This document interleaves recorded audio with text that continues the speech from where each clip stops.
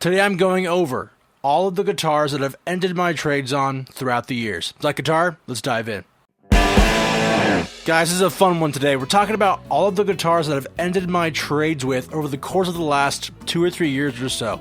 I got into trading shortly after the pandemic, and I realized that if I wanted to get new guitars to review for the channel, I needed to find a way of adding guitars into my inventory without spending a ton of cash just like buying guitars all the time. These guitars are all decidedly trade enders, which means that I've traded up the guitar to a point where I could either liquidate it for cash or keep it for myself. Most of these guitars are very high value, so at this point it's tough in a trade to liquidate or trade for other guitars because the guitar pricing structures are really just like, they're kind of incremental up until you reach $2,000, and then the jumps are like $2,000, $4,000. So it's not really feasible for me to go about trading up any further when I've finished with these guitars. So this is my Gibson Custom Shop R8. So this was actually unbelievably the first custom shop I ended a trade for.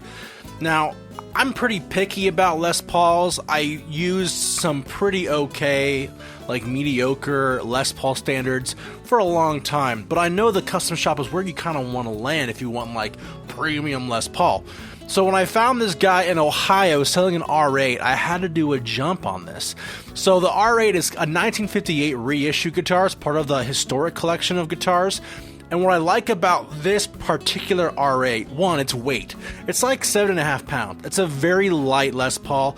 I think the cream of the crop Les Paul weights are in that 7.5 to like 8.5 range. People will argue with you till the day is long about weights on Les Pauls.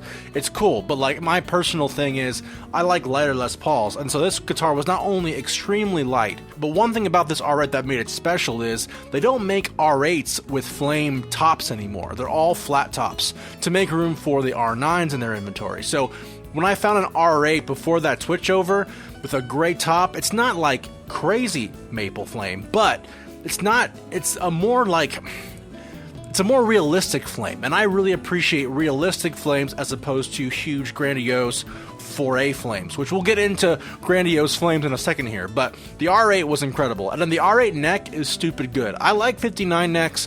I think I might like R8 necks more. They're just a little more rounded. They're a little bigger in the hands, not quite baseball bat, but for me personally, this R8 is one of my favorites, and it came in a great iced tea burst.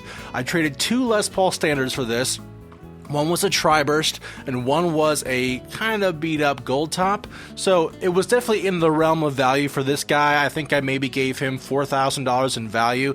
But what's important is that I only started with like $300. So this guitar for me, very inexpensive, and I love it. So my next guitar is my artist package McCarty 594 in Copperhead Burst. So despite evidence to the contrary, I actually do like a lot of PRS's guitars, but by far my favorite in their core lineup is the McCarty 594. Now what makes this guitar kind of special is that I didn't expect to want a McCarty 594 Hollowbody 2.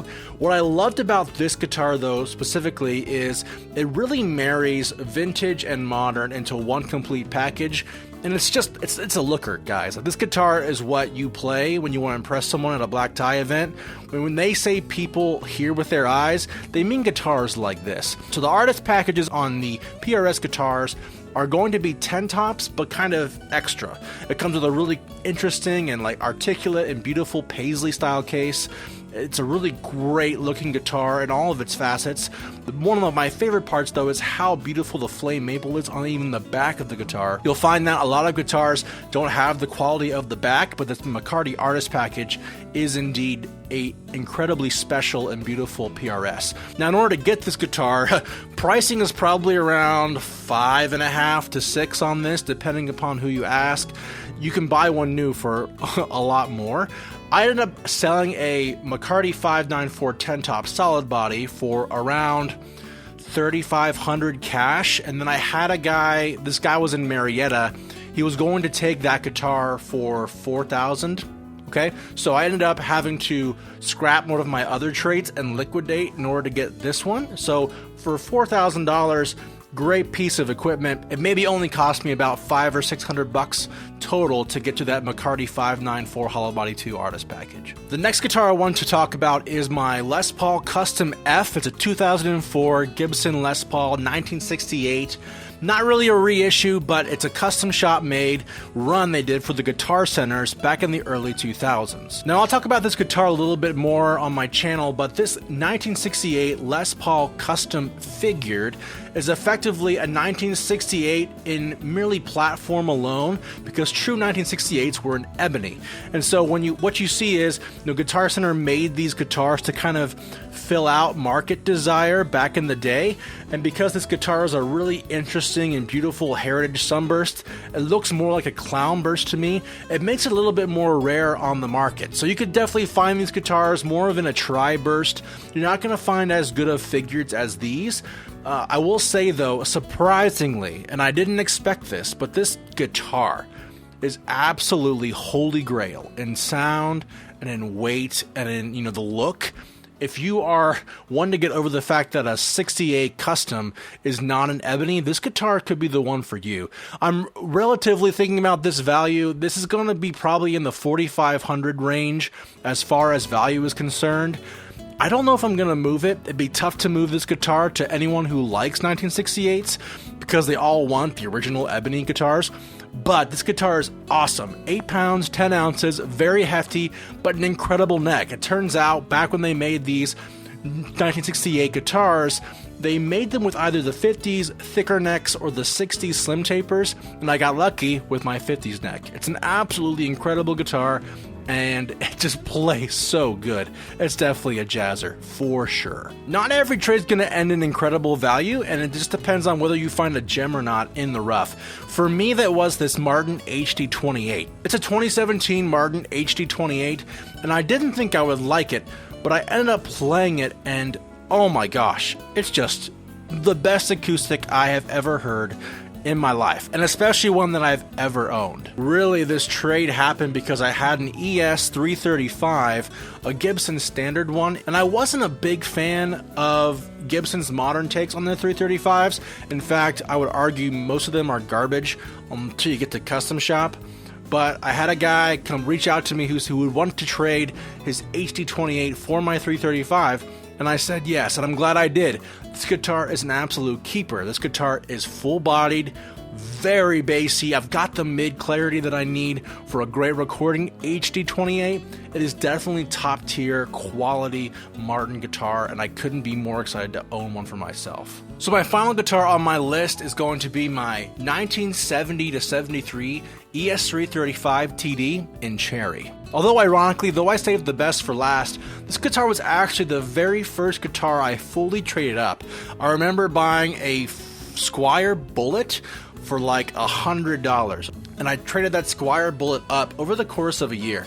It takes a long time. To my knowledge, all original, and it sounds and plays just like incredible. This was a Norland era guitar that was kind of a transition piece. So we say 70 to 73 because there was a weird thing with the serial numbers back in the day when Norland acquired Gibson. I can't really date the guitar until I look at the pot codes underneath some of the capacitors. And I got it for a Gibson Standard J45 and an old like API styled like radial lunchbox that I got from, a session like years ago. The guitar is worth about $7,000, I'd say, and will only climb higher as the vintage market gets more popular. You'll find that a lot of these vintage pieces, especially for how clean this one is, will fetch a pretty price, but I can't bear to let this one go, man. This was my first one. It's an incredible 335, has all of the mojo you could want with a vintage Gibson, and it just plays and feels incredible.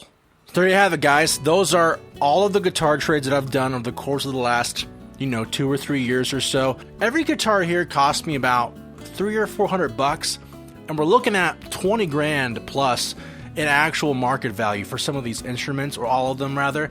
And so this is a really great way of getting new gear, and you'll find that the quality on these guitars is substantially different. It's kind of like becoming a sommelier. The more you taste wine, the more you taste pizza, the more you taste other foods, you learn what makes certain things good and certain things not good. And the same thing with guitars. The more you get your hands on, the more you play, the more you're going to find that there's something special about some of these guitars out there that just other guitars don't have. So thanks for watching. We're looking forward to seeing you soon, and we'll see you next time on IkeGuitar.